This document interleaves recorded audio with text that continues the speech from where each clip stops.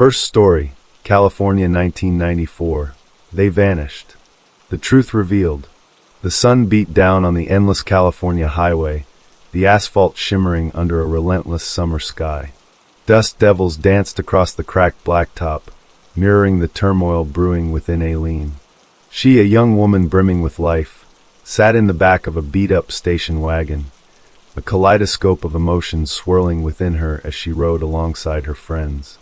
Their destination, a hazy promise of adventure, held the seeds of unimaginable terror. Aileen, with her vibrant spirit and sharp wit, was a study in contrasts, capable and carefree, yet haunted by an unspoken fear. This ordinary road trip concealed a profound secret, a truth that would forever alter her reality. The whispers of the unknown echoed in the desert air, a precursor to the events that would unfold. Her friends, oblivious to the impending darkness, chatted amongst themselves, their laughter a fragile counterpoint to the looming dread. The highway stretched ahead, a ribbon of tarmac disappearing into the shimmering heat haze. A sudden, blinding flash of light erupted from the desolate expanse, shattering the illusion of normalcy. The world around Aileen fractured, colors twisting and morphing into an unnerving distortion. A sickening paralysis seized her, her body a vessel adrift in a terrifying void. The ground itself seemed to tremble with an unseen energy, a palpable shift in the very fabric of reality. A sense of profound violation hung heavy in the air as Aileen's friends, their faces contorted with fear, watched as their friend was plucked from their midst. This seemingly ordinary day would become a chilling gateway to the extraordinary, marking the beginning of a terrifying odyssey that Aileen would struggle to comprehend, a desperate search for answers in the face of the unimaginable. The mystery surrounding the encounter was a chasm of fear and bewilderment that consumed Aileen, leaving her with nothing but the haunting memories of the blinding light and the emptiness that followed. The year is 1994. California stretches out before them, a vast expanse of sun-drenched highways and hidden valleys. Dust motes danced in the shimmering heat haze, mirroring the uncertainty swirling within Aileen's heart. Her friends, a vibrant group of college friends, laughed and chatted, oblivious to the looming terror that lay just beyond the horizon. Aileen, the quiet observer among them, harbored a quiet intensity.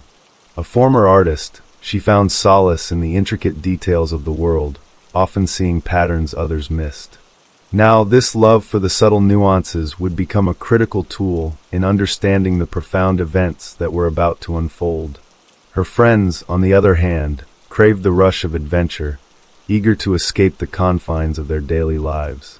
This difference in perspective would later create rifts between them, as Aileen's experiences become increasingly alien to their perception of reality. The desert landscape, with its stark beauty and hidden secrets, was a perfect backdrop for the encroaching dread. Aileen, nestled in the back of their aging station wagon, felt an uneasy sense of unease. Her friends, boisterous and unrestrained, were a sharp contrast to her inner turmoil. The tension mounted with every mile, the familiar scenery dissolving into a surreal labyrinth. Their carefree spirit, once a beacon of joy, now felt fragile, a shield against the unknown. Aileen's past whispers were muted, her experiences hidden beneath a veil of normalcy. Her internal struggles and heightened senses were invisible to her companions. Yet, within her, a seed of an extraordinary secret was buried. The quiet anticipation in her heart was the first sign of the extraordinary and horrifying experiences awaiting her. The friends, blinded by their quest for adventure, were oblivious to the looming truth. The extraordinary that awaited her was about to change their lives forever. The seemingly innocuous road trip, a journey of youthful exuberance, was destined to become a harrowing odyssey into the realm of the unknown, forever altering their reality and isolating Aileen's experiences from her friends. This silent struggle would become a central theme of the ensuing events. The blinding light intensified, plunging Aileen into a chilling darkness. Her friends, now mere figures in a distorted reality, watched in helpless horror as a deafening silence descended, the only sound the frantic beating of her own heart. A cold dread crept into the car, mirroring the growing terror within Aileen. She felt the unsettling pull, a force beyond human comprehension, snatching her from the world she knew. Aileen, grappling with the chilling aftereffects of the abduction, found herself adrift in a sea of confusion. Her initial goal was simple: to understand what had happened, to piece together the fragmented memories of that terrifying day. Her friends, however, focused on the mundane: the impending road trip, the planned campsite, the carefree energy that once defined their journey. This disparity in goals created a subtle tension, a growing chasm between their realities. The friends, oblivious to Eileen's internal struggle, pressed forward, eager to recapture the lost momentum of their trip. They, in their own way, had their own goals: to enjoy the freedom of the open road, the adventure of the unknown. Their carefree attitude, once a source of comfort, now felt jarringly distant from Eileen's growing dread. The initial obstacles lay not in external dangers, but in the conflicting desires and understanding between them. Eileen's quest for answers led her to old journals, dusty books on obscure sciences, and whispered conversations with her grandfather, searching for the whispers of otherworldly occurrences. She pursued knowledge, seeking to understand the bizarre phenomenon she had experienced. Meanwhile, her friends' conversations centered on lighter topics: the latest music hits, weekend plans, and school gossip. Their vastly different concerns widened the rift between them. The subplot of Eileen's growing fear found its roots in the unsettling, alien images that invaded her dreams. She felt compelled to find answers, to explore the implications of her encounter, even while her friends reveled in the simple joys of their summer adventure. A struggle for shared experience and mutual understanding began to take shape, their common past now a chasm rather than a shared bond. This initial divergence in their goals highlighted a deeper problem: a fundamental disconnect in their perspectives. Eileen's focus on the terrifying unknown contrasted sharply with her friend's pursuit of light-hearted fun. The tension between their diverging goals became a crucial element of the developing narrative, setting the stage for future conflicts and revelations. The relentless Californian sun beat down on the asphalt, the heat shimmering and distorting the landscape. Aileen, her mind still reeling from the nightmarish visions, felt a growing unease, a premonition of something terrible about to happen. Her friends, oblivious to the impending crisis, continued their usual banter, their laughter a stark contrast to the foreboding atmosphere that had descended upon her. A sense of foreboding settled over Aileen as strange symbols flickered in her peripheral vision, etched into the very fabric of the desert landscape. The familiar desert scenery, once a source of peace, now felt ominous, full of hidden threats and unseen forces. The road ahead, usually a promise of freedom, now seemed to stretch into an abyss of the unknown. Her friend's usual boisterous energy faltered, replaced by an unsettling stillness. A sharp, piercing shriek ripped through the air, shattering the illusion of normalcy. A blinding flash of light, far more intense than any she had previously encountered, erupted from the desolate landscape ahead. The car lurched violently, throwing the passengers against their seats. The air crackled with an unsettling energy, a palpable shift in the very atmosphere. A sense of violation washed over Aileen, a cold dread gripping her heart. The unexpected catastrophe disrupted their carefully planned journey, forcing her friends into a state of reactive defense against the unknown. Their previously light-hearted energy transformed into palpable fear. This sudden escalation of the threat forced Eileen's friends to confront the possibility of danger, their initial complacency giving way to a desperate need for understanding. Driven by a visceral fear and an overwhelming sense of responsibility, Eileen's friends rallied, their previous carefree attitude replaced by a determination to uncover the truth behind the unsettling incident. They turned from their initial goals and sought answers, their shared journey now a desperate search for meaning and the safety of their friend. The incident had irrevocably changed their journey, marking a decisive turning point in their lives, thrusting them into a desperate search for answers. The aftermath of the blinding light left Aileen trembling, her body aching, her mind a swirling vortex of terror and confusion. Her friends, initially shocked into silence, now found themselves grappling with the sudden shift in their reality.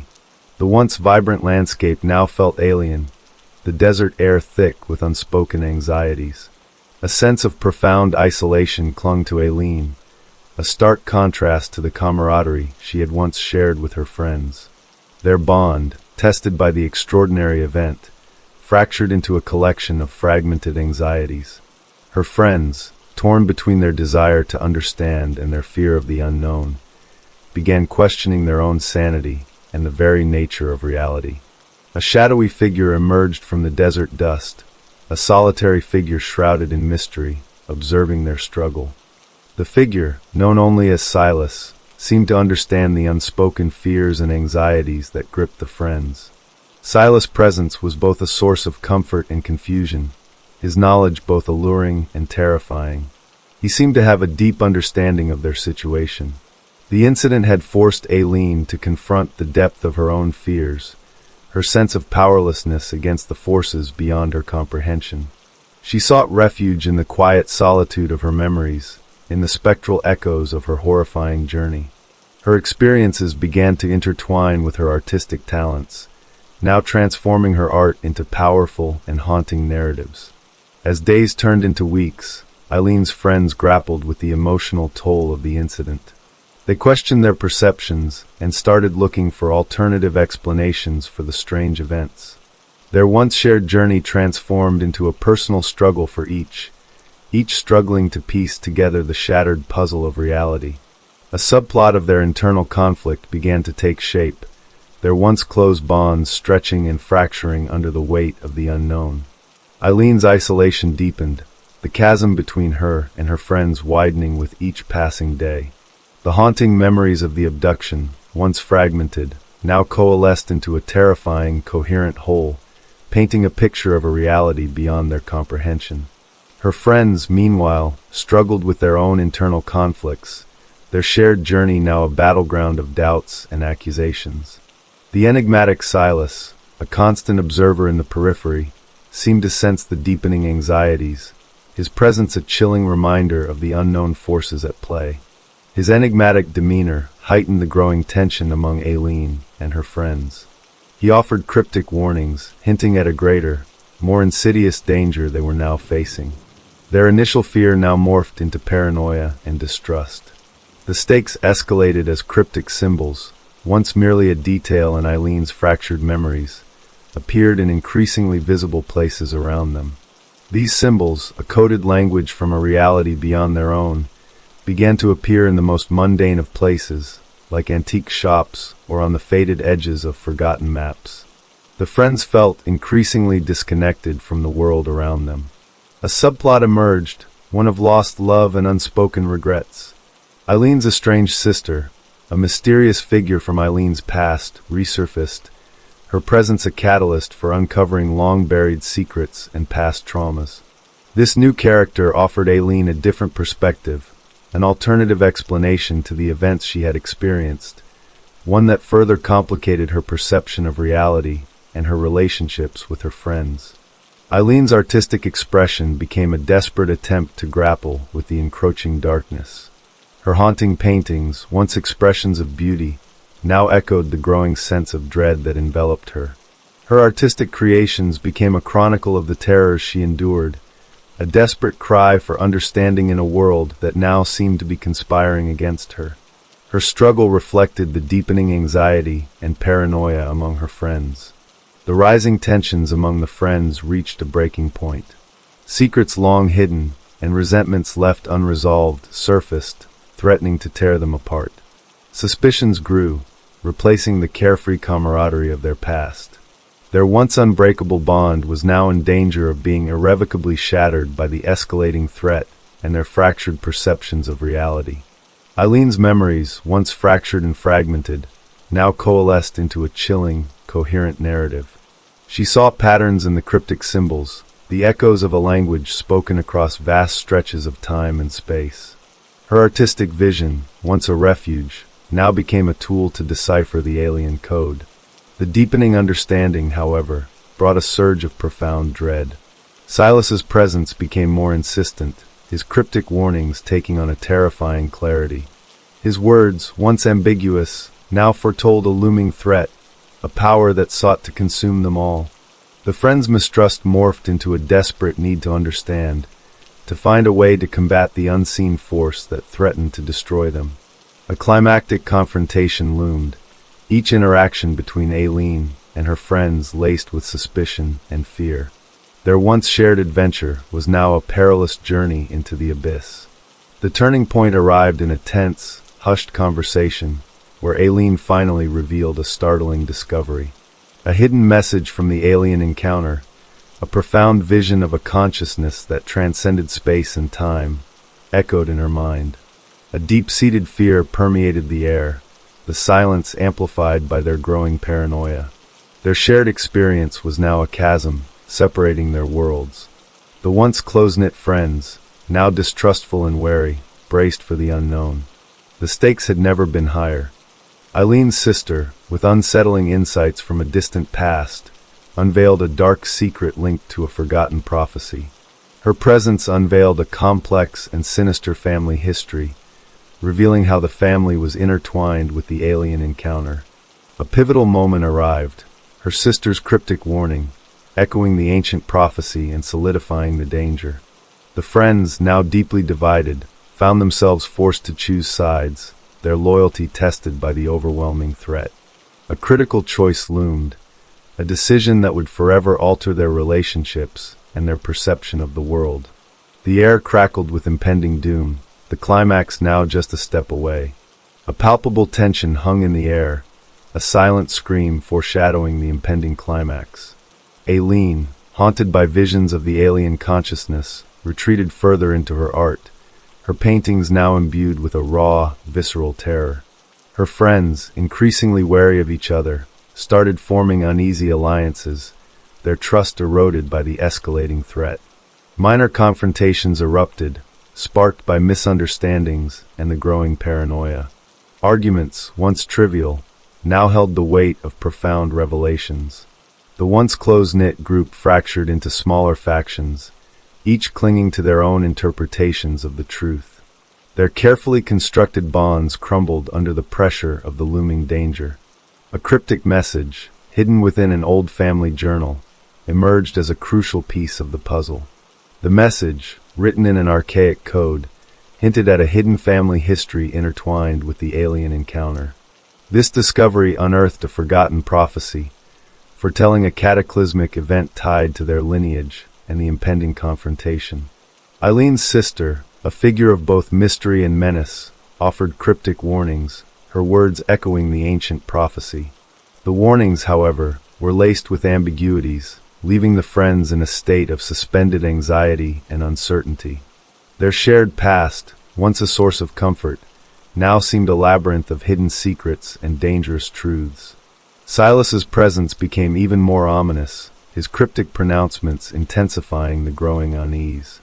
He emerged not as a simple observer, but as a potential ally or a formidable adversary, a figure whose intentions remained shrouded in mystery. He guided them, but in doing so tested the limits of their resilience and fractured their trust. As the climax neared, the friends found themselves having to confront their own inner demons and the shadows of their past. The minor confrontations built, layer by layer, to the colossal clash that lay ahead. Their individual and combined motivations became even more entangled as they prepared for the final and most perilous encounter of their lives. The final days before the climax were fraught with escalating tensions. Eileen's artistic creations grew increasingly fragmented, mirroring the fractured state of her mind and the fractured relationships around her. Her friends, now deeply divided, were forced to confront their own demons and the shadows of their past. The cryptic symbols, once mere oddities, now appeared everywhere, interwoven into the very fabric of their reality. They followed them, leading them on a dangerous chase through deserted landscapes and hidden archives, pushing them closer to the truth, but also further apart. A final, critical obstacle loomed. A hidden message, encrypted within a seemingly innocuous antique map, held the key to understanding the ancient prophecy. The decoding, however, proved more challenging than anticipated, demanding a combination of knowledge and trust, a trust that had been sorely tested. The friends' ability to work together was now crucial. Their sister, enigmatic and manipulative, revealed a hidden motive, her true allegiance a critical piece of the puzzle. Her actions, once seemingly cryptic, now took on a chilling clarity, revealing a darker purpose behind her actions and her true role in the unfolding events. The friends were forced to question everything they thought they knew about her. Silas's influence grew stronger, his warnings now more direct and urgent. He emerged as a pivotal figure, a guide or a manipulator, his motives veiled in an unsettling mystery. His role became more significant, forcing the characters to decide if he was friend or foe. As the final days unfolded, all narrative threads converged. The fragmented memories of the abduction, the cryptic symbols, the ancient prophecy, and the sisters' hidden agenda all coalesced, forming a powerful and terrifying image of the approaching climax. The friends faced their final challenge: trust in each other and their understanding of the unfolding crisis, a trust tested to its absolute limits. The climax arrived, a whirlwind of emotions and revelations. Aileen, confronting the full weight of her experience, used her art as a weapon, painting a visual representation of the alien consciousness, forcing her friends to confront the truth. The cryptic symbols, now understood, revealed a hidden message, a warning about the imminent danger. The confrontation was brutal, a clash of perspectives and suspicions. Eileen's sister, whose true motives were now clear, revealed her role as a key player in the alien encounter. Her betrayal, however, was rooted in a desperate attempt to protect her family, sacrificing her own relationships to prevent the ultimate threat. The friends, forced to choose sides, finally understood the aliens' motives. The alien presence wasn't malicious, it sought a balance in the universe. Their long-buried conflicts were resolved, replaced by a profound understanding. The ancient prophecy spoke of a cosmic struggle, and they were the unwitting agents of change. The resolution came not in a victory, but in acceptance. Aileen, her friends, and her sister confronted the alien entity, realizing that understanding, not confrontation, was the key. They accepted their roles in the cosmic dance, accepting the truth about their past and their shared destiny. The alien entity, now understood, revealed its purpose. It sought not to conquer, but to achieve a delicate balance in the universe. Aileen, strengthened by her experience and her art, emerged as a leader, uniting her fractured friends. It was a moment of understanding and acceptance, not of triumph, that marked the true resolution. They understood the responsibility they bore, and they accepted their fate. The dust settled, the tension dissipated, leaving behind a profound quietude. Aileen, her friends, and her sister, united by their shared experience, stood on the precipice of a new reality. The alien encounter, once a terrifying ordeal, now served as a catalyst for personal growth and profound understanding. Years passed, etching their experiences into their very souls. Aileen, her art now a powerful voice for the unseen, used her talent to chronicle the events, creating a legacy of courage and acceptance. Her friends, forever changed, found solace in the bonds forged through shared trauma and understanding. The sister, forever altered by the revelation, found a different kind of peace, having embraced her past and her true role. The desert landscape, once a site of terror, now held a sacred significance. A new respect for the unknown blossomed, an appreciation for the profound mysteries that lay beyond human comprehension. They learned that courage wasn't about confronting the unknown, but about embracing the responsibility that came with understanding it. The cryptic symbols, once a source of fear, now served as a reminder of their shared journey, a symbol of their resilience and strength. Their story became a testament to the power of unity and understanding, a beacon of hope in the face of unimaginable horror. The story was not over, it had just begun. Aileen, with her friends by her side, looked to the future, carrying the weight of their shared experience.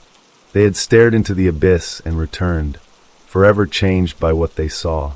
Now, they sought to use their extraordinary story to help others navigate their own journeys, inspiring a generation to embrace the unknown with courage and empathy. Second story, they took her to Warren, U.S., a Pine Barrens abduction. Before it happened, nights in Pine Ridge were my sanctuary. Jersey gets a bad rap, but our little corner was all quiet streets, the scent of honeysuckle in the summer, and the comforting chirping of crickets. I was merry, 42, divorced, and content, or so I thought, shelving books at the local library. My life was a predictable, comforting loop. That was my universe. Small-town simplicity, a refuge from a world that had already thrown me a curveball or two. The woods behind my house were my escape. Not to run from anything, but to run to something. To myself, maybe. I'd walk the trails, the familiar crunch of leaves underfoot, a kind of meditation. Each step took me further from the fluorescent lights of the library, from overdue notices and the quiet hum of the computers, and closer to what? I didn't know. Just closer. I wasn't looking for anything extraordinary. Just peace. That night was different, though. There was a stillness, a lack of even the usual night sounds. It wasn't peaceful, it was expectant, like the world was holding its breath. I remember looking up at the stars, usually a blanket of comforting familiarity, and feeling a shiver crawl down my spine. They seemed distant, unreachable, and then the world shifted. Not gradually. Suddenly. The light wasn't just bright, it was consuming. It ripped through the darkness, not like a spotlight, but like reality itself was tearing. And I wasn't scared, not at first. It was more like awe, a terrible, beautiful awe. Then, the ground beneath my feet vanished, and the awe turned to something cold and sharp. Something that knew my name. My sensible shoes, the ones I wore for arch support, dangled in midair. Below me, the familiar woods became a miniature, a child's playset. Above me, nothing I could understand. Just a light. And a silence that wasn't silent at all. It hummed. It vibrated. It waited. The ordinary life, the library, the quiet evenings, they were gone. Replaced by this impossible, terrifying truth. Pine Ridge wasn't just any Jersey town. It clung to the edges of the Pine Barrens, a vast, sprawling wilderness that whispered secrets even in the daylight. Locals told stories, half joking, half nervous, of the Jersey Devil, of strange lights in the sky, of things that went bump in the night a little too loudly. Most of us brushed it off, part of the local charm. I, however, felt a strange pull to those woods, a sense of belonging I couldn't explain. Maybe because I felt like an outsider everywhere else. My divorce from Tom had been amicable, but it left a hollowness. We'd been high school sweethearts, married young, and then drifted. He wanted a life I couldn't give him, kids, a white picket fence, the whole 9 yards. I wanted something else, something I couldn't articulate, even to myself. The library was my refuge, a place where I could lose myself in other people's stories, other people's worlds. It was safe, predictable. My best friend, Sarah, worked at the diner down the street. She was everything I wasn't: loud, boisterous, a whirlwind of energy and gossip. She'd been after me for years to get back out there, to date, to find someone new. I'd always resisted. The thought of starting over, of opening myself up to that kind of vulnerability again, it was exhausting. Sarah, bless her heart, never gave up. She was convinced there was a Mr. Right out there for me, hiding amongst the truckers and tourists passing through Pine Ridge. The only other person who really saw me was old Mr. Henderson, a retired history professor who frequented the library. He'd spend hours poring over ancient texts, muttering about ley lines and forgotten energies. He'd wink at me sometimes, a knowing glint in his eye, and say, "There's more to this world than meets the eye, Mary. Much more." I'd usually just smile and nod, but his words, they resonated. They hinted at the something else I felt lurking beneath the surface of my ordinary life. That unspoken yearning, that feeling of being on the periphery of something bigger, that was my driving force. It wasn't a conscious search for aliens, for abduction. It was a search for meaning, for connection, for a place to truly belong. I just didn't know that search would lead me here, to a place beyond stars, beyond understanding, beyond anything I could have ever imagined. Cold metal replaced the forest. The humming was the silence. I saw them, tall, slender, with polished gray skin and huge, black, almond-shaped eyes that saw through me. Fear, I discovered, has a smell, metallic, like blood and ozone. It was mine, thick and choking. One reached out, a long, thin hand, not quite touching me, but close enough that I felt a pull. A sickening internal tug. My immediate goal was simple: survive. But survival, I quickly realized, wasn't about fighting. It was about enduring. The beings, I couldn't bring myself to call them aliens, yet the word felt too sci-fi, too unreal, didn't seem interested in harming me. Not in a conventional way. Their touch, that chilling pull, was more like examination. They were studying me, cataloging me, like I was a specimen pinned to a board. There were others. I caught glimpses of them in the periphery, shadowy figures strapped to similar tables, their faces pale and vacant. I couldn't see them clearly, but I felt a kinship, a shared terror that bound us together. Were they from Pine Ridge? From other towns? Other worlds? The thought was too vast, too terrifying to contemplate. I focused on the small, the immediate, the cold metal against my skin, the hum that vibrated through my bones. One of the beings leaned closer, its black eyes reflecting my own distorted image. It tilted its head, a gesture that was both alien and strangely curious. It was then I noticed a faint, shimmering pattern on its skin, like a network of tiny, glowing lines. It looked almost technological. Was it a suit, or part of their biology? I had no answers, only questions that multiplied with each passing moment. I tried to speak, to ask why, to demand my release, but my voice was trapped. I could only whimper, a pathetic sound that was swallowed by the humming silence. The being made that clicking sound again, a series of rapid, sharp clicks that seemed to resonate deep within my skull. I felt a pressure building behind my eyes, a throbbing ache that intensified with each click. Suddenly, a memory surfaced, unbidden and unwelcome. My ex-husband Tom, his face contorted in anger, shouting, "You're living in a dream world, Mary. Wake up." The memory was so vivid, so real, it was like he was standing there, in that cold, metallic room. Was this my dream world? My escape from a reality I couldn't face? The thought was more terrifying than the beings themselves. Because if this was all in my head, then I was truly lost. The rhythmic humming, the constant pressure in my head, the cold, it all reached a crescendo. I felt a sharp, piercing pain in my abdomen, like a hot needle being driven into my flesh. I thrashed, my body finally responding, but I was held fast. Invisible restraints, or something more sinister. The pain intensified, spreading like fire through my veins. I squeezed my eyes shut, bracing myself for what? I didn't know. Then I saw it. Not with my eyes, but in my mind. A vision, a flood of images that were not my own. Swirling nebulae, galaxies I didn't recognize, landscapes of impossible colors and shapes. It was beautiful, terrifying, and utterly overwhelming. I felt my mind expanding, stretching to accommodate this knowledge, this alien perspective. It was too much.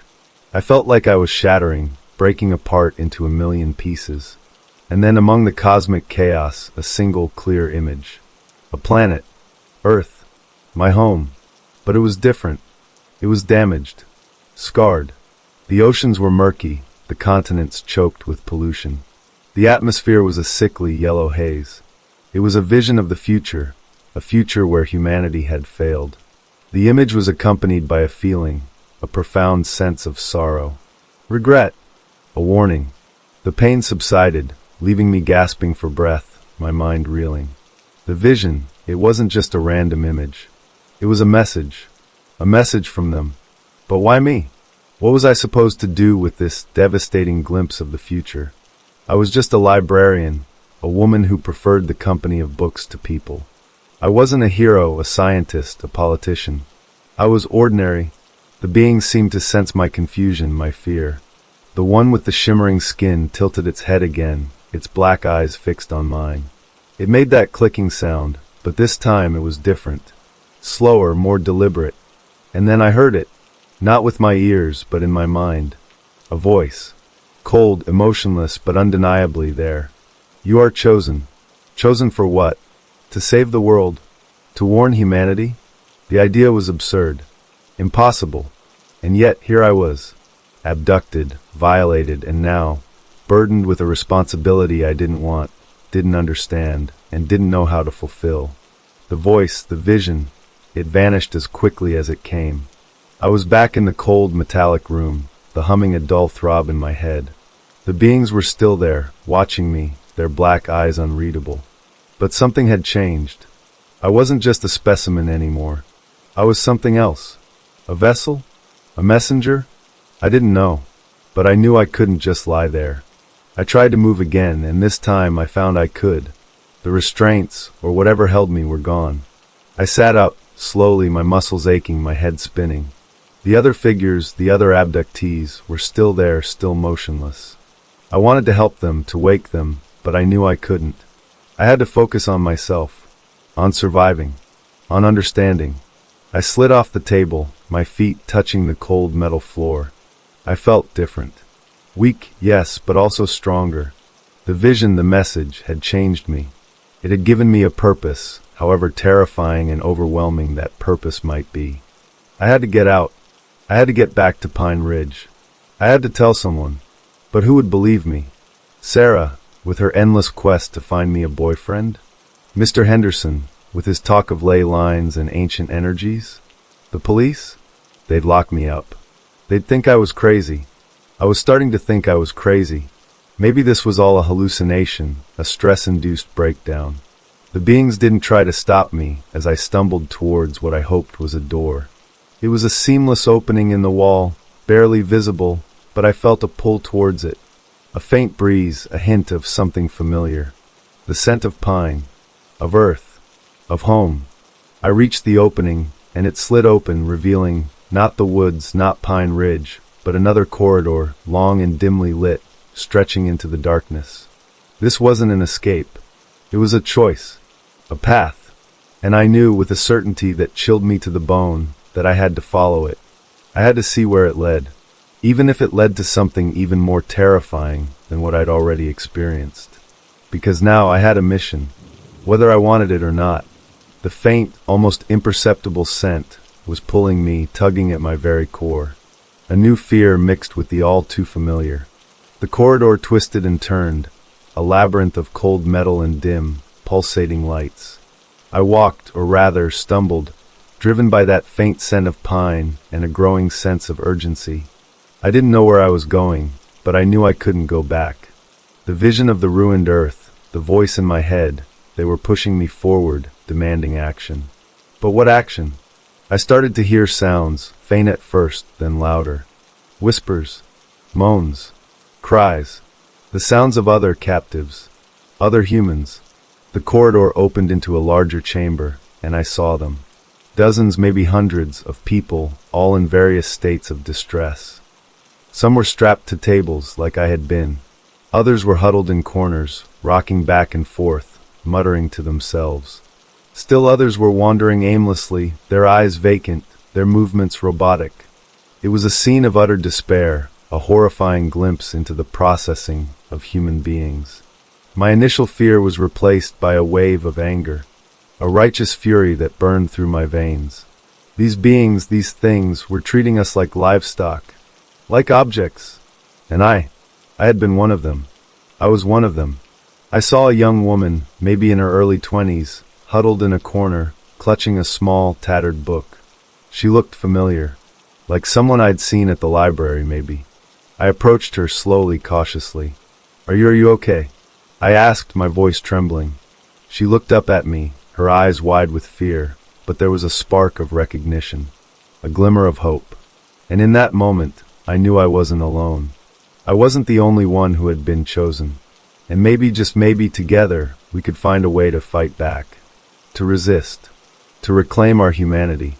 The shared spark, a silent promise of a rebellion yet to ignite. The young woman, whose name I learned was Emily, recognized me from the library. She'd seen me shelving books, lost in my own world. She'd thought I was peaceful.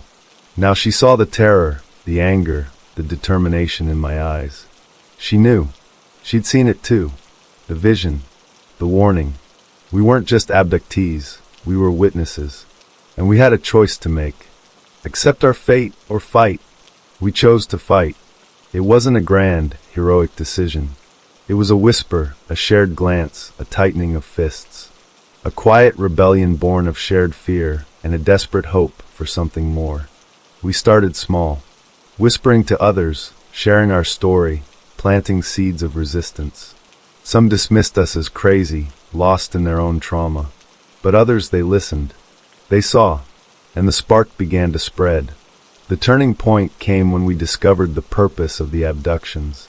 It wasn't just random experimentation. It was harvesting. Harvesting our emotions, our experiences, our souls. The beings were feeding off our fear, our despair, our hope. They were using us to sustain themselves, to fuel their dying world. The vision of the ruined earth, it wasn't just a warning. It was a reflection of their world, a world they had destroyed through their insatiable hunger. And we were their next meal. This knowledge, this horrifying truth, was the catalyst. It transformed us from victims into warriors.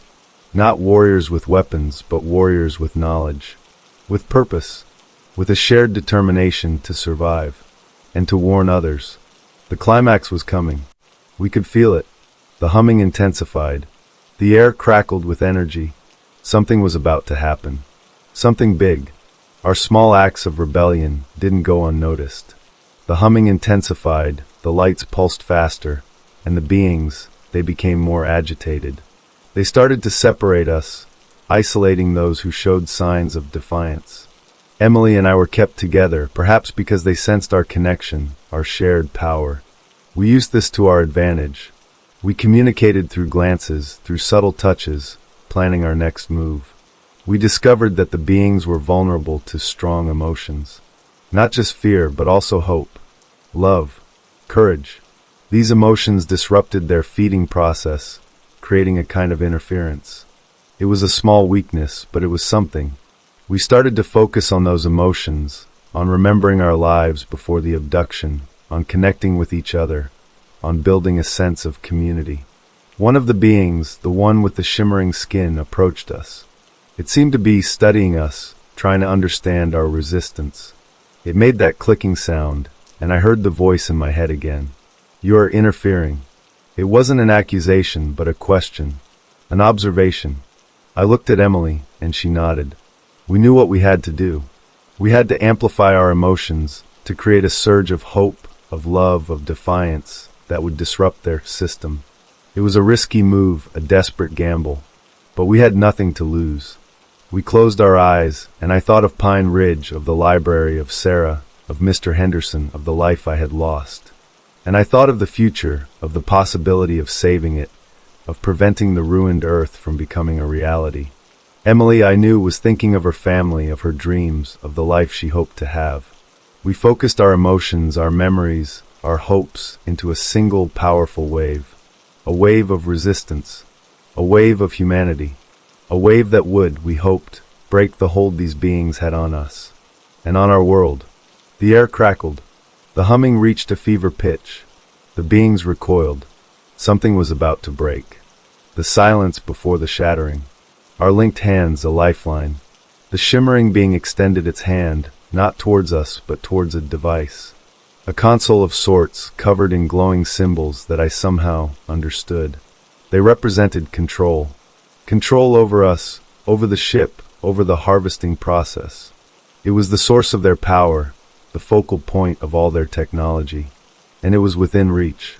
Our surge of emotion, the collective wave of hope and defiance from the other captives we'd managed to rouse, had created a distraction, a momentary lapse in their control. A critical window of opportunity. It was our chance. Our only chance. Emily and I exchanged a look. No words were needed. The shared terror, the shared vision, the shared hope, it all culminated in this single desperate moment. We knew what we had to do.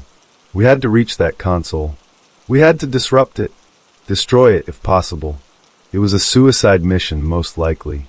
The energy emanating from that device felt unstable, volatile. But it was better than being consumed, drained of our very essence. Better than letting them win. Better than letting them destroy our world. turning it into another barren husk like their own. We bolted, not away, but towards the being, towards the console. A desperate, reckless move, fueled by adrenaline and a primal urge to survive, to fight for something bigger than ourselves. The other beings reacted, their movements swift and precise, their forms blurring with speed. They tried to intercept us, to stop us, but we were faster. Or perhaps they were simply unprepared. They couldn't comprehend our actions, our motivations. We were fueled by something they couldn't process, something they had long forgotten. Hope, love, the memory of a small town in New Jersey, of a library filled with books, of a life, an ordinary, precious life, we were determined to reclaim. The console was just a few feet away, shimmering and pulsating with energy. We could almost touch it.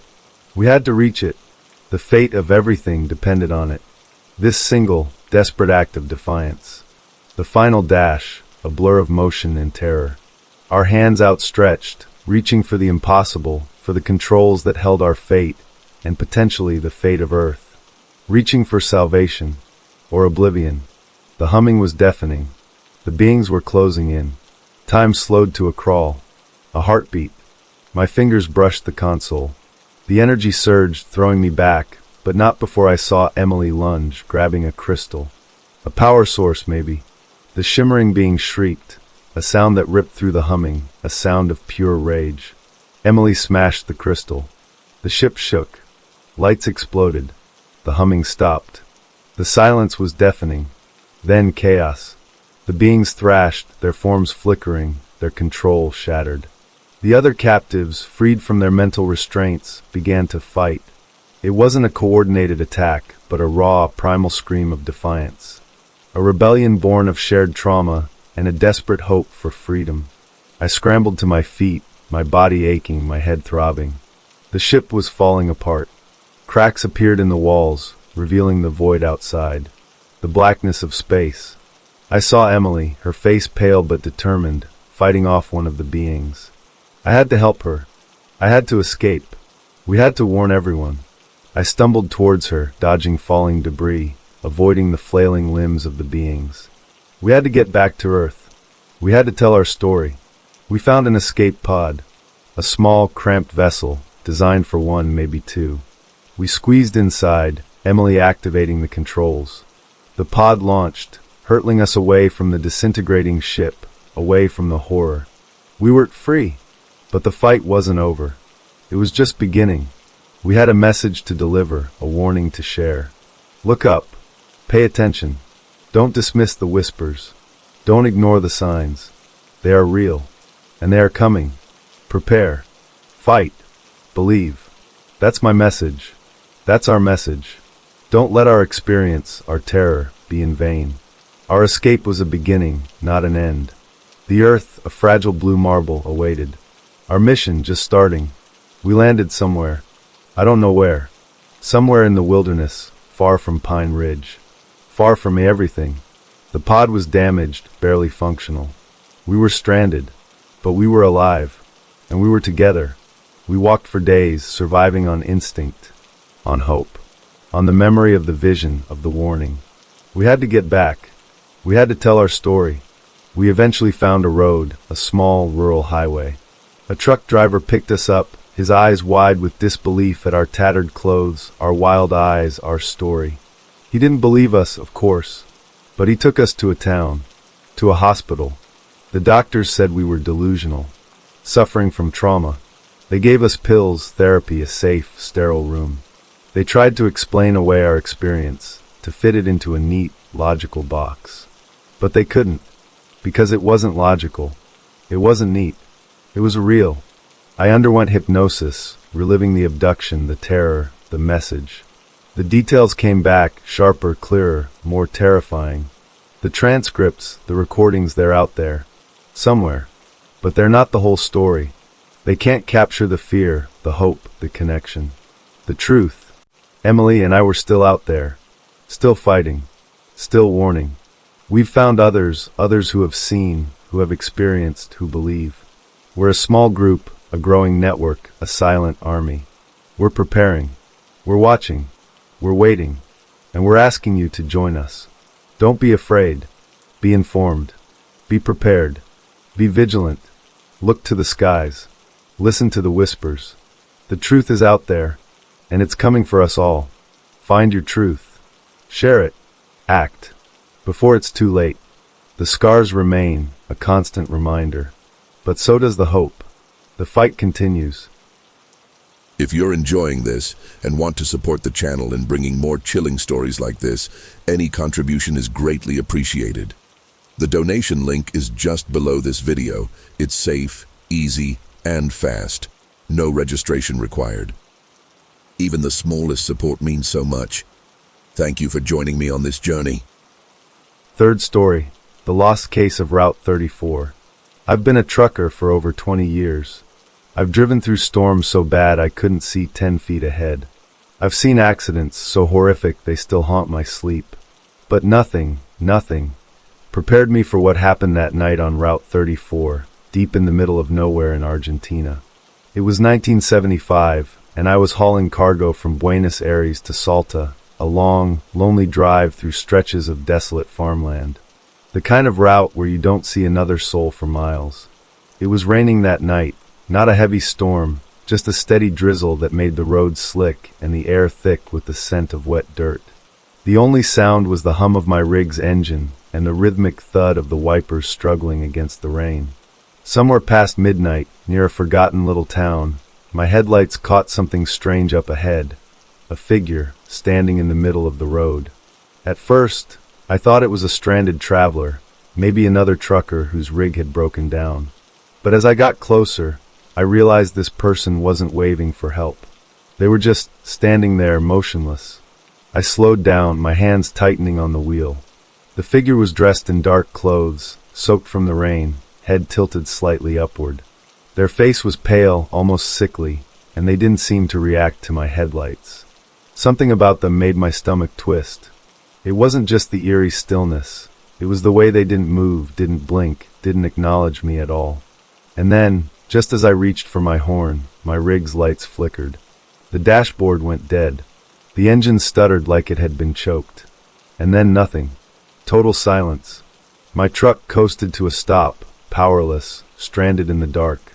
The rain suddenly felt deafening, drumming against the windshield. I fumbled with the ignition, my pulse hammering in my ears, but the engine wouldn't turn over. The figure was still there, just standing, watching. And then, as I reached for my flashlight, the air changed. A low vibration, deep and unnatural, rumbled through my chest like a subwoofer cranked to full blast. My ears popped. The air smelled burnt, metallic. And then I saw it, just beyond the figure above the road. It was hovering, maybe 20 feet off the ground. A massive, spherical object, smooth and reflective like polished steel, but shifting, almost as if it were liquid. There were no seams, no windows, no visible propulsion, just this impossible thing, silent and still, like it had been waiting for me. My breath caught in my throat. I've heard stories from other truckers, stories about lights in the sky, weird shapes moving too fast to be anything human. But those were just stories. This was real. Then, without warning, a beam of light shot down from the sphere, so bright it turned night into day. It wasn't just light, it had weight, pressure. The moment it hit me, my body was no longer mine. My muscles locked up, my fingers slipped from the steering wheel. I felt weightless, my stomach flipping like I'd hit a sudden drop on the road. And then I was moving. Up. Through the cab, through solid metal, into the blinding light. The next thing I remember, I wasn't in my truck anymore. I was lying on a cold, smooth surface, my limbs stiff, my head pounding. The air was sterile, artificial, thick with a scent I couldn't place, like hot plastic and something almost organic. I tried to sit up, but my body wouldn't listen. It felt like my nerves were firing all at once, like my brain wasn't sure which part of me to wake up first. Then I saw them. Tall, thin, skin the color of something dead left in the sun too long, greenish, grayish, almost translucent under the harsh white lights. Their eyes were too big, too black, swallowing their faces. And they were watching me, heads tilted, the way a scientist watches an insect pinned to a board. I tried to scream, but nothing came out. I didn't feel pain exactly, but there was pressure, something deep inside, like they were rearranging me without touching me. Then in my head, a voice. Not a sound, not words spoken aloud, but a presence, pressing into my thoughts like a hand pushing against glass. Correction required. I didn't understand. I didn't want to understand. And then blackness. I woke up outside. Just like that. 1 second I was inside that place, wherever the hell that was, and the next, I was lying face down in wet grass, my face cold, my body stiff like I'd been out there for hours. The rain had stopped. The air smelled different, fresher, cleaner, like it had just rained after a long drought. I pushed myself up, my arms shaking under my own weight, and when I looked around, my stomach dropped. I wasn't on the road anymore.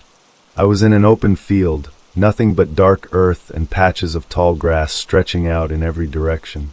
No truck, no road, no signs of civilization, just an empty landscape that shouldn't have been there. My heart pounded in my chest as I turned in circles, trying to find something, anything I recognized. But it was all wrong. I'd been on Route 34, in the middle of a drive I'd made a dozen times before. There weren't supposed to be fields like this. No farms, no towns nearby. Just road and endless nothing. Then I saw them.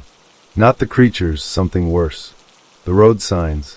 A row of them, half buried in the dirt, rusted, ancient looking. But I knew them. I knew them because they were from Route 34, the same road I had been driving on just hours ago. But they were wrong. Out of place. Like someone had taken pieces of a familiar world and scattered them in the middle of nowhere. Panic hit me hard. My truck was gone. My cargo was gone. My entire reality had been ripped out from under me, and I had no explanation. I turned in circles, my breath coming in ragged gasps, trying to piece together what had happened. My last clear memory was that impossible light, that floating sphere, the beings that had spoken without speaking. Correction required. What the hell had they meant by that? I forced myself to move, to pick a direction and start walking. I didn't know where I was, but standing still wasn't an option. My boots sank into the wet earth, each step unsteady, my legs weak like I'd been asleep for days. I walked for what felt like hours, the darkness stretching on forever, no moon, no stars, just an endless, empty void. And then lights. Far in the distance, barely visible, but enough to make my breath hitch. Headlights. A truck. I didn't think. I just ran, stumbling through the field, waving my arms, screaming until my throat burned. The truck slowed. A horn blasted through the night. And then I was on the road again, collapsing onto the pavement, shaking so badly I could barely keep myself upright. The driver was an older guy, face lined with years of hard work, eyes wary but concerned. Jesus, amigo, what the hell are you doing out here? His accent was thick, his voice rough from cigarettes, or maybe just time. He helped me to my feet, looking me up and down like he wasn't sure if I was real. I tried to speak, to explain, but the words wouldn't come out right. I was driving. I finally managed. Route 34. My truck. It's gone. His face changed. Subtle, but I caught it, the slight narrowing of the eyes, the twitch of his jaw. Like he knew something. Like he had heard this before. There ain't no trucks out here, he said, glancing back at his own rig. You're lucky I even saw you. That's when I noticed the license plate on his truck. The year. 1978. 3 years. I had been gone for 3 years. My whole body went cold. 3 years. That wasn't possible. It couldn't be possible. I grabbed the guy's arm, my fingers digging into his sleeve like I needed to anchor myself to something real. No, I muttered, shaking my head. That's wrong. It was 1975. I was just driving a few hours ago. My truck. My cargo. My throat closed up. My hands were shaking so badly I could barely keep them still. The driver gave me this look, something between pity and fear, like he'd seen a ghost, and didn't know if he should be afraid or sorry. You're not the first, he muttered. Almost too quiet to hear. But I did. And it hit me harder than anything else. I wasn't the first. That meant there were others. Other truckers? Other people? Who? Where? How many? I wanted to scream at him, demand answers, but my body felt wrong, off, like it wasn't entirely mine. Like I had been stretched too thin, rearranged in ways I couldn't see. I took a deep breath, trying to steady myself, but it felt like breathing through a straw. My brain couldn't process it. I had lost 3 years of my life. 3 entire years. My family, did they think I was dead? Had they moved on? Did I even exist to them anymore? The thought made my stomach twist into knots. The driver helped me into his cab, his grip firm, like he was afraid I'd disappear again if he let go. I sank into the seat, feeling the worn fabric under my fingers, grounding myself in something real, something human. The truck smelled like old leather, cigarette smoke, and cheap coffee, normal smells, familiar smells. But I didn't feel normal. As he started driving, I stared out the window, trying to make sense of where I was. The road signs, the landmarks, everything looked the same, but it wasn't. It was like the world had moved forward without me, and I was just out of place. Wrong. You got a name? The driver asked after a while, his voice careful, like he was talking to a wild animal that might bolt at any second. I hesitated. My name. That should have been easy. But when I opened my mouth, I felt this strange resistance, like something deep inside me was keeping me from saying it. I forced it out anyway. Marco. It sounded foreign to my own ears, like a word I hadn't used in a long time. The driver nodded slowly, like that meant something to him. I'll take you to the next truck stop. You can get cleaned up. Maybe make some calls. Calls. My stomach twisted again. Who would I even call? Who was still out there waiting for me? We drove in silence for a long time, the hum of the engine the only thing filling the space between us. I kept staring out at the dark road, half expecting to see that floating sphere again, to hear that bone-deep hum rattling through my chest. But the sky was just the sky. Empty. Ordinary. And then I saw it. A truck. Parked on the side of the road, its hazard lights blinking in the dark. Something about it made my breath catch. The shape. The color. The markings. My hands tightened into fists before my brain even caught up. It was my truck. The one I had been driving 3 years ago. I almost threw myself out of the moving cab. Stop! I yelled, my voice raw, desperate. That's mine. That's my truck. The driver slammed on the brakes, cursing as he swerved onto the shoulder. But I was already moving, already stumbling toward my rig, my legs barely holding me up. The door was open. The cabin lights were on. And when I climbed inside, my heart stopped. Everything was exactly as I had left it. The thermos of coffee, the half-eaten sandwich in the passenger seat, my logbook, open to the last entry I had made before everything went wrong. Nothing had aged. Nothing had changed. It was like no time had passed at all. Except for me. I sat there, frozen, my breath coming in short, uneven bursts. My hands trembled as I reached for the logbook, fingers ghosting over the page like touching it would somehow confirm if this was real. My last entry was right there, July 12th, 1975. Exactly where I had left it. But outside that truck, the world had moved on. It was 1978. 3 years had passed. My truck should have been rusted, stripped, maybe even scrapped. But it wasn't. It was untouched, preserved like a time capsule stuck in the exact moment I had been taken. The driver stood outside, watching me with that same wary expression, like he didn't want to get too close. I wouldn't stay in there too long, amigo, he called out. Not if I were you. I ignored him. I reached for my thermos, gripping the familiar weight of it. When I unscrewed the lid, the faint scent of old coffee hit my nose. Not rotten, not spoiled, just stale, like it had been left out overnight. Not 3 years. I ran my hand over the dashboard, over the gear shift, my brain fighting against itself. This wasn't possible. And then I saw the key, still in the ignition. I hesitated, my gut twisted with something primal, some deep, unspoken fear clawing at the back of my mind. Don't do it. Don't turn it. But I had to know. With a shaky breath, I gripped the key and turned it. The engine roared to life instantly. No struggle. No delay. Like it had never been turned off. And then, everything changed. The world around me flickered. Just for a second, like static on a TV, a quick snap of something shifting. The truck cabin felt heavier, denser, like the air itself had thickened. My ears popped, and for the briefest moment, I heard that hum again. That deep, unnatural vibration that had rattled my bones the night I was taken. My stomach lurched, my vision swam, and suddenly, I wasn't alone. I saw something move in the mirror. A shape. Faint. Wrong.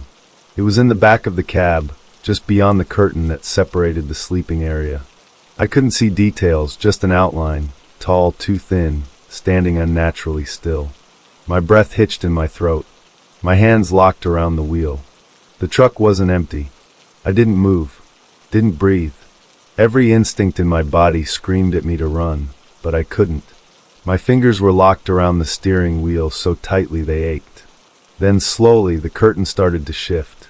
Not from the wind. Not from the movement of the truck. It pulled back, just an inch, like something was peeking out.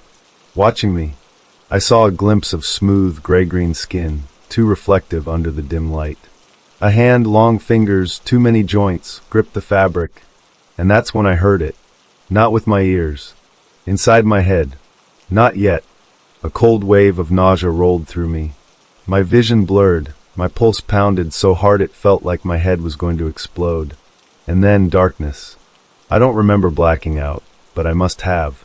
Because the next thing I knew, I was outside again, sprawled on the wet asphalt, gasping for breath like I had just surfaced from deep underwater. My whole body was shaking, my skin clammy with sweat. The truck was still running, its engine humming like nothing had happened. But I knew. The driver stood a few feet away, his face pale under the dim glow of his headlights. He looked at me like he had seen this before, like he had been waiting for it. "Told you not to stay in there too long," he muttered, taking a slow drag of his cigarette. "They don't like that." I tried to speak, but my throat felt raw, like I had been screaming. My limbs felt weak, disconnected, like I had been somewhere else. I scrambled to my feet, my eyes darting to the truck's cabin. The curtain was still, the mirror empty, but I felt it. That lingering, heavy presence, like something had been there, was still there. I took a shaky step back, my whole body rejecting the thought of getting inside that truck again. It wasn't mine anymore. I don't remember much after that.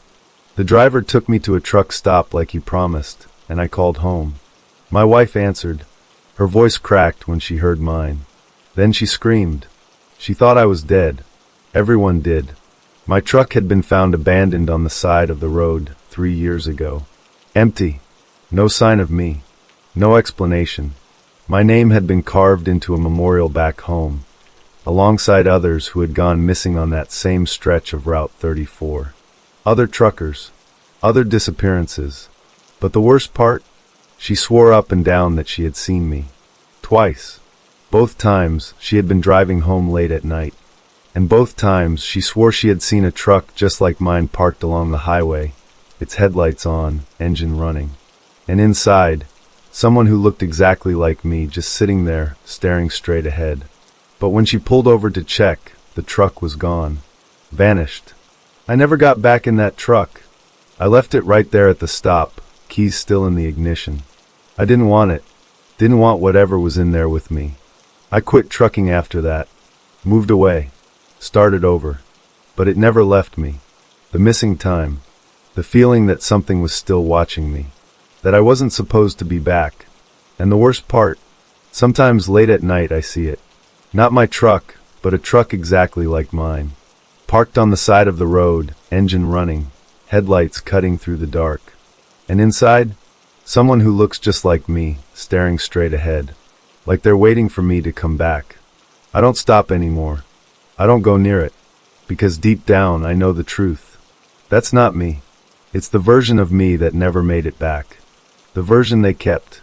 The version that still sits there, trapped in whatever place they took me to. And one night, maybe soon, maybe years from now, I know they'll come back to correct their mistake. So, what did you think of this story? Did it scare you? Was there a part that gave you chills or stuck with you the most? I'd love to hear your thoughts. Leave a comment below. If you've had a similar experience or have suggestions for improving future videos, let me know too. Thank you for watching and being part of this amazing community. See you in the next story.